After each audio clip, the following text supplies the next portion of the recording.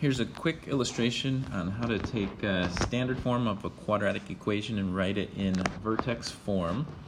So the first example we'll start with has a 1 in front of the x squared, so the a value equals 1. These are a little easier. Step 1 is we're going to take the first and the second term and group them together. And what we need to do is complete the square on those two terms.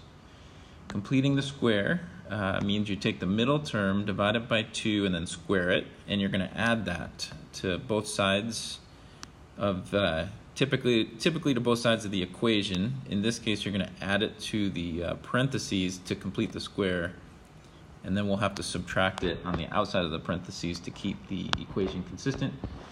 So the b value is negative 12. We divide that by 2, and then we square it, so we get 6 squared, or 36. Now we added the 36 inside the parentheses, which completes the square. But we can't just add 36 to one side of the equation without adding it to the other side also.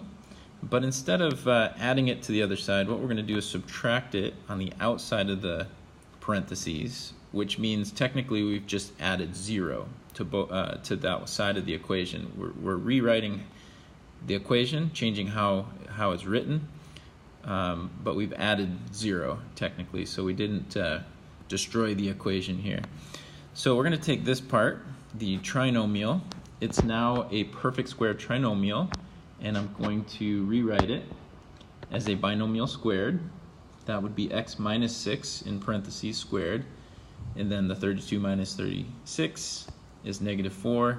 There is the new equation written in vertex form.